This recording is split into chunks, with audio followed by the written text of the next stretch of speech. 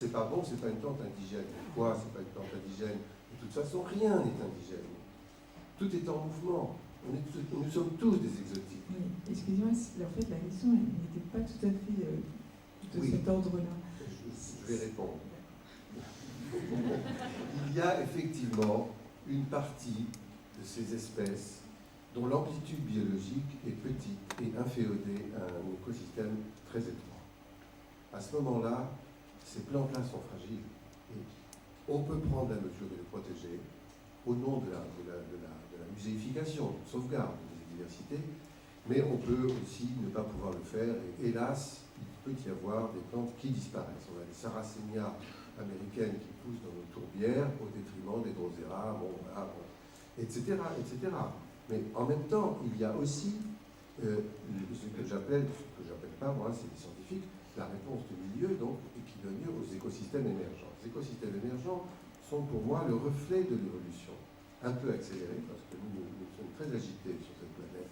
Alors évidemment, on transporte sans le vouloir, des graines dans des pantalons, dans les vêtements, des valises, enfin, quand les Néo-Zélandais font venir des moutons pour élever, qui viennent d'Europe, bon, imaginez, il tombe le mouton, vous mettez ça sur ça fait un paysage exotique aussitôt, il y a plein de graines dans les cloisons de moutons, vous n'imaginez pas ce qu'on transporte.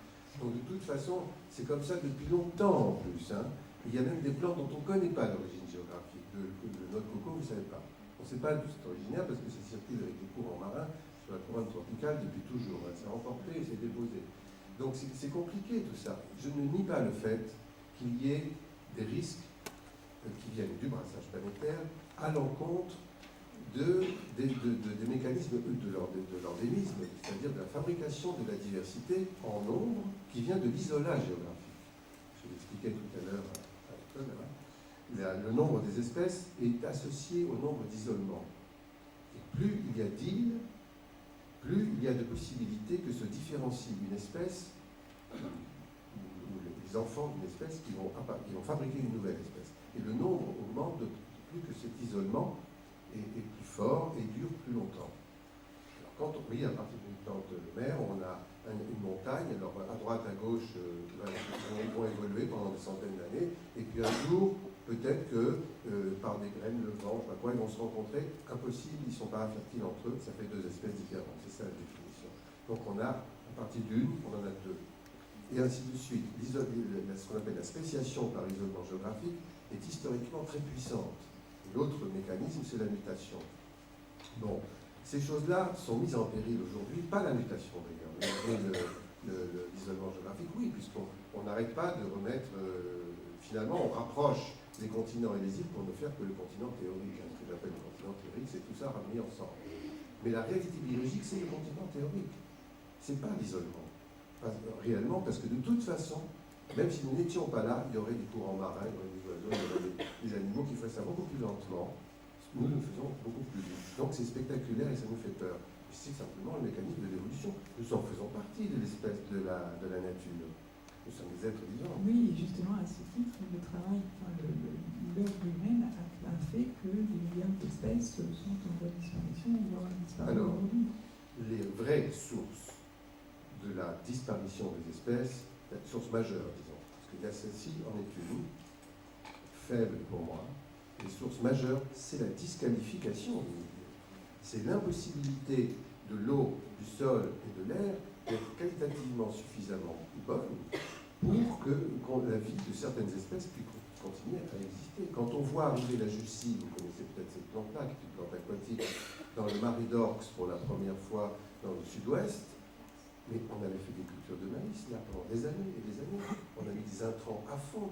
Ce sont des sols complètement eutrophisés, puis on a arrêté de pomper parce que c'était trop coûteux. Alors le marais est remonté, on ne fait plus de maïs, et arrive la Jussie qui envahit tout.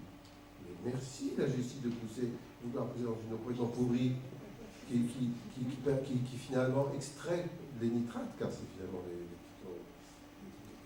usines, ces plantes. Donc là, si on voulait rétablir l'équilibre, il faudrait tout le bassin versant, il faudrait complètement le retraiter autrement, il faudrait faire une agriculture différente. Vous voyez, à ce moment-là, on aurait des chances supérieures de faire revenir une diversité qui peut pousser dans ce milieu-là. Donc, je trouve qu'accuser la plante qui vient, qui a la bonne volonté de venir finalement, et dire on va la remettre sur un petit bateau pour aller là, ça va pas quoi. On n'est pas du tout, on n'a pas compris comment ça marchait. Il faut aller en amont, voir comment on peut rétablir l'équilibre. Voilà, c'est mon point de vue. Hein. Je sais, il n'est pas complètement partagé. C'est sur Internet, il n'est pas du tout. Peut-être une dernière question. C'est une question pour Karen Houle. Est-ce que vous pensez que les plantes pensent? Parce qu'elle parle du penser plante. Qu'est-ce que ça signifie? Et en plus que nous devons apprendre à penser plante. À ce moment, c'est une question de n'avoir pas le concept en tout cas pour répondre à la question. Je dirais non. Comment comprendre le mot penser, que les plantes ne pensent pas comme ça. S'il s'agit à transférer les infos l'une à l'autre, si ça c'est la pensée, peut-être les plantes communiquent entre eux. Est-ce que ça c'est la pensée? Non. Selon moi, la pensée, comme je dis, la pensée c'est au niveau conceptuel et une sorte de logique, la logique et les concepts. Et c'est possible que la logique dominante qu'on utilise ou qu'on vive, et les concepts dominants qu'on utilise comme l'extérieur, l'intérieur, sont des choses banales ou des espèces de la pensée comme le bambou, des choses qui prennent le terrain. Oui. No, plants that colonize. Oui, les plantes colonisatrices au niveau de la pensée.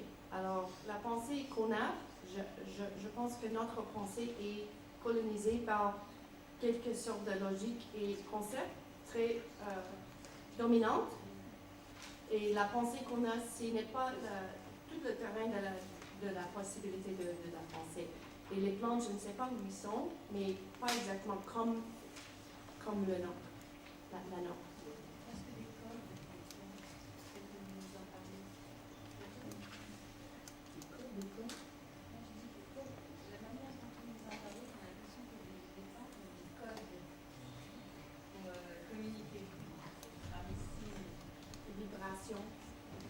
Signalétique, signaux. C'est un peu comme si oui. Les oui. Et nous autres, on pense que c'est nous qui pensons. C'est moi, c'est la volonté, c'est une question de la volonté. C'est moi qui commence à penser. Et j'ai l'impression que la pensée plus générale, plus ouverte, hétérogène, ce n'est pas commencé par un individu puis lancé à un autre. C'est plus ouvert et comme les courants océaniques dont on parlait avec le coconut, c'est plus comme ça. La pensée, les idées, c'est... J'ai envie de dire quelque chose là. Je ne dirais peut-être pas qu'ils pensent, mais qu'ils savent. Mais qu'elles ne savent pas qu'elles savent. Alors, je ne sais pas si elles pensent. Merci pour la question. Merci. Je pense que malheureusement, on doit terminer donc, ce débat. Merci d'être venu. Surtout, merci aux trois intervenants d'avoir participé et d'avoir contribué à cette belle réflexion.